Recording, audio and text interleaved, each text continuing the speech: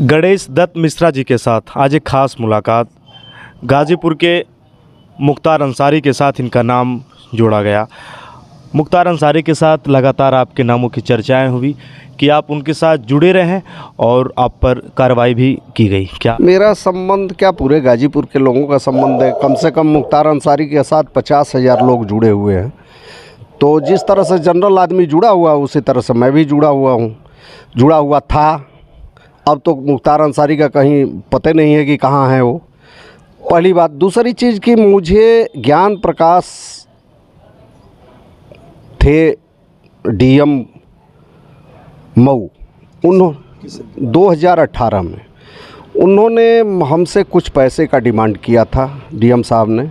मैंने देने से इनकार कर दिया तो उन्होंने हमको धमकी दिया कि मैं तुमको मुख्तार के साथ जोड़ करके तुम्हारी ज़िंदगी बर्बाद कर दूंगा और तुम्हारा बहुत नुकसान करूंगा। और जब मैंने मना किया तो उन्होंने कार्रवाइयाँ वहाँ पर चालू की। एक मेरी साफ़ सुथरी ज़मीन को ठाकुर जी की ज़मीन बता करके उसको उन्होंने गवर्नमेंट के कब्ज़े में लिया। बाद में उसमें हमारा कोर्ट से मुकदमा भी फाइनल हो गया, मैं जीत भी गया। लेकिन इस तरह से तमाम कार्रवाइयाँ होती रहीं, तमाम हमारे मकान गिरा दिए गए, तमाम जगह ज़मीनों को जब्त किया गया, तमाम जगह बुलडोज़र चले, लेकिन वो सब से हमको मतलब नहीं है।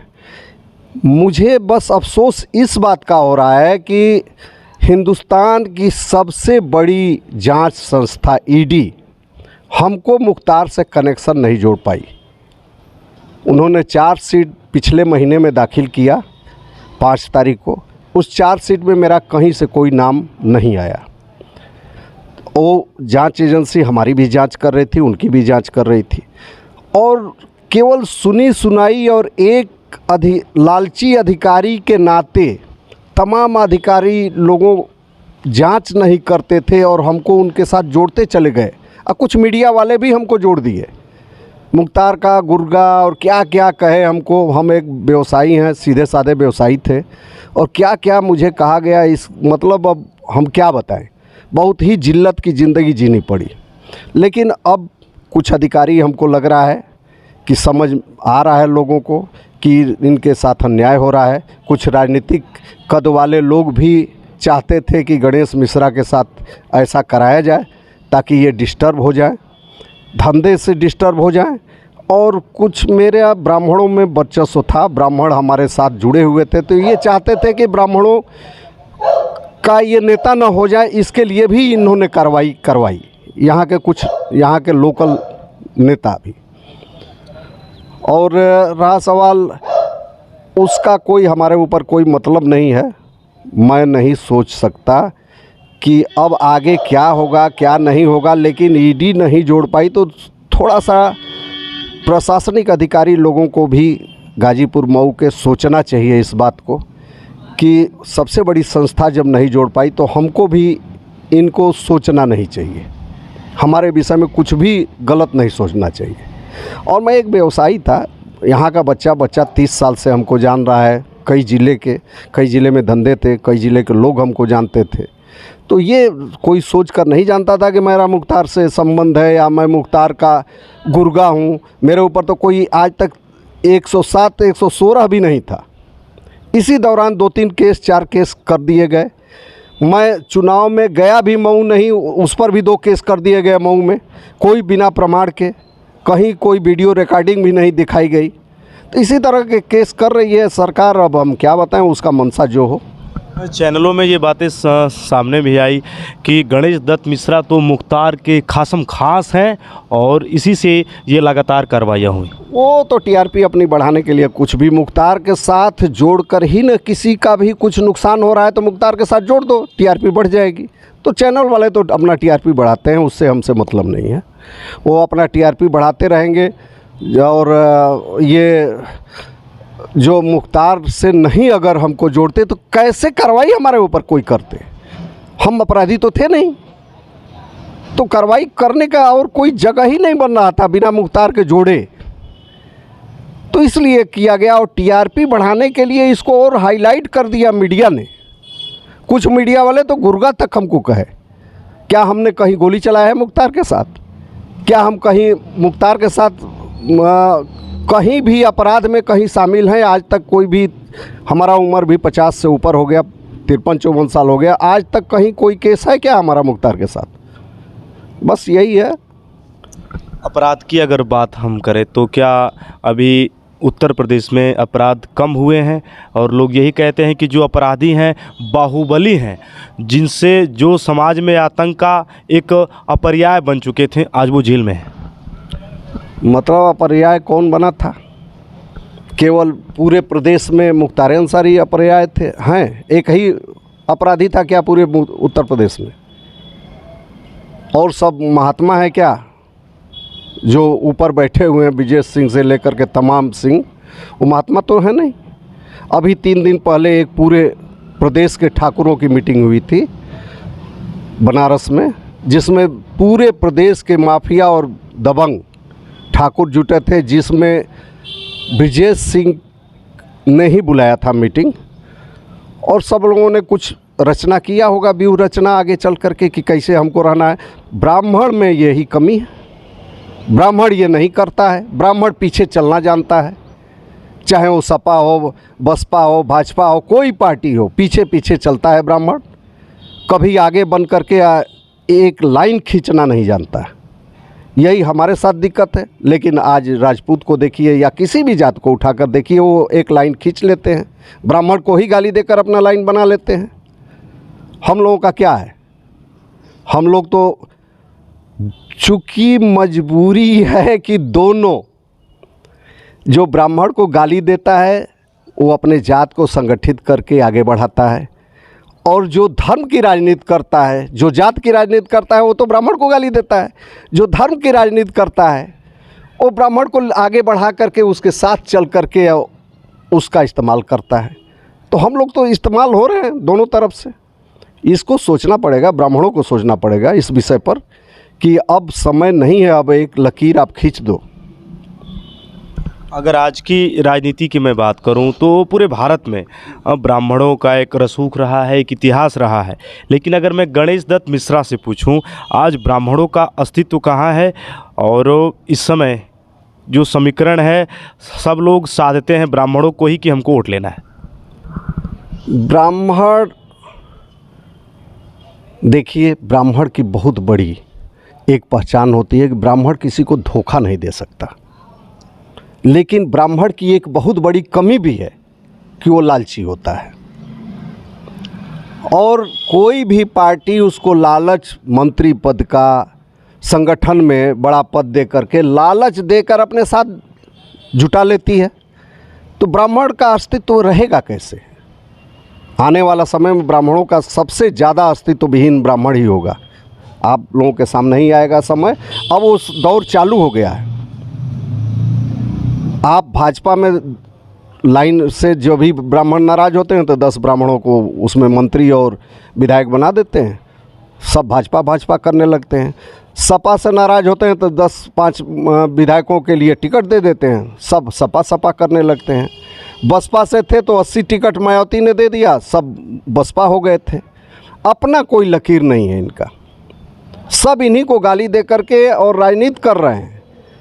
और इनका उपयोग करके कुछ लोग जो धर्म से राजनीति करने वाले हैं, धर्म से संबंधित, तो इनका उपयोग करके राजनीति कर रहे हैं। लेकिन इनका अपना कोई अस्तित्व नहीं है। वही 2 शब्द हमने कहा ना कि ब्राह्मण धोखा नहीं दे सकता, इसलिए उनके साथ है। ब्राह्मण लालची है, इसलिए उन लोगों के साथ है। अगर मैं आपसे जानूं गणेश दत्त मिश्रा से कि लोग, आज बहुत सारे नेता हैं, ये यही कह रहे हैं कि आज पूरे उत्तर प्रदेश में बुलडोज़र दौड़ रहा है और अपराधियों पर लगातार कार्रवाई हुई है, और उत्तर प्रदेश में आज अपराधी जो भी था, उनकी बेनामी संपत्तियां थीं, उनको जमींदोज किया गया। आज अपराध ख़त्म हो चुका है उत्तर प्रदेश से। अभी तो 2 दिन पहले प्रशासन का अपराध आप लोगों ने देखा ही, 4 दिन पहले कानपुर में। क्या वो अपराधी थे दोनों माँ बेटी जिनको कि जला करके बुलडोजर से रौंद दिया गया? वो अपराधी तो थे नहीं। लेकिन आप वहाँ भी देखिए, वहाँ भी आपके उप मुख्यमंत्री जी ने, पाठक जी ने, उनके परिवार को फ़ोन करके हम आपके ब्लड हैं, क्या क्या लालच दे करके उनको शांत करा दिया। आप हम बोल रहे हैं, वो बोलने लायक भी नहीं है, वो कहीं बोल भी नहीं सकते। क्यों? बस लालच और कुछ लालची तत्व जो अन्य पार्टियों में हैं, उनको अपने लालच में दूसरे का ध्यान न देना, दूसरे ब्राह्मणों का, यही दो कारण है। अब उसको आप देखिए कि कब तक ये समाप्त होगा, ये हम देखना चाहते हैं। अभी हाल ही में स्वामी प्रसाद मौर्य ने बयान दिया जो मीडिया में काफ़ी वायरल हुआ, और मैं ज़रूर चाहूँगा गणेश दत्त मिश्रा जी से कि उनके उस वक्तव्य पे आप क्या कहेंगे। वो तो पहले से ही चला आ रहा है। बसपा ने भी गाली दे करके ब्राह्मणों को ही अपना पार्टी खड़ा किया। एक मुलायम सिंह जी थे जिन्होंने ब्राह्मणों को गाड़ी नहीं दिया, ब्राह्मणों से जितना सहयोग चाहिए था, सम्मान चाहिए था, वो दिया। उसके अलावा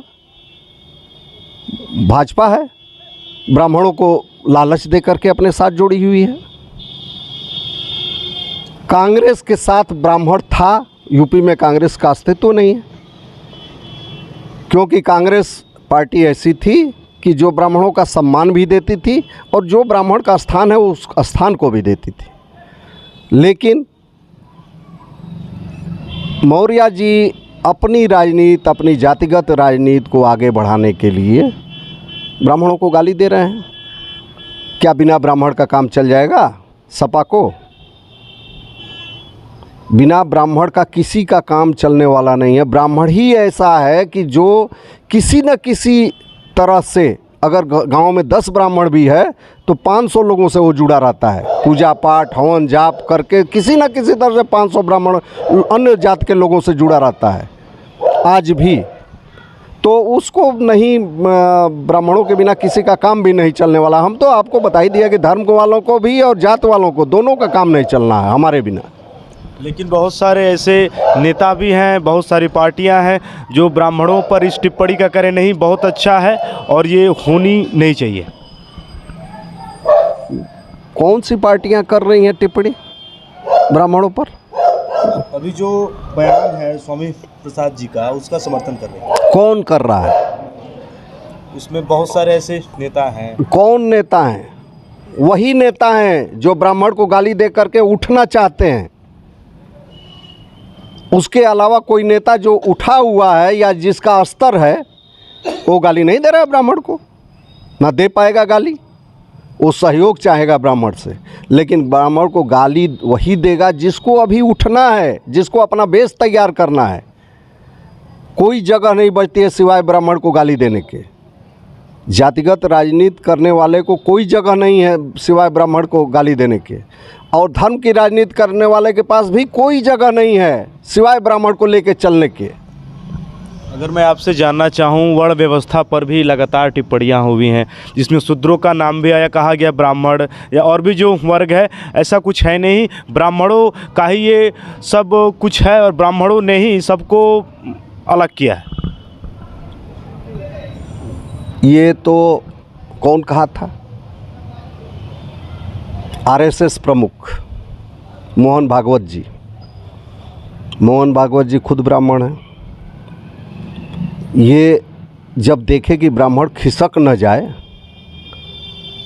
हम जवाब न दे पावें और अन्य जातियां खिसक न जाए, ब्राह्मण मान लीजिए हमारे साथ जुड़ा भी रहे, अन्य जातियां खिसक न जाए, उसके लिए इन्होंने ये प्रश्न उठाया।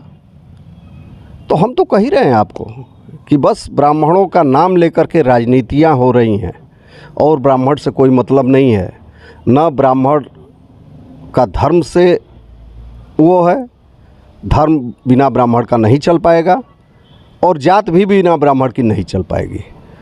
रहा सवाल, ये तो भगवान के समय से ही आ रहा है कि हम ब्राह्मण हैं, उच्च कुल में पैदा हुए हैं, और अन्य जातियों को वर्ण व्यवस्था भगवान राम के समय से ही चला आ रहा है। रहा सवाल कि लोग कह रहे हैं बार बार कि तुलसीदास ब्राह्मण थे, तुलसीदास दुबे बोला जा रहा है अब, नहीं तो पहले तुलसीदास ही कहा जाता था। दुबे उनका नाम ले करके इसलिए बोला जा रहा है कि वो ब्राह्मण इसमें दिखाई दे कि ये ब्राह्मण थे। तो तुलसीदास ने वर्ण व्यवस्था किया है। क्या वर्ण व्यवस्था 15 से ही है?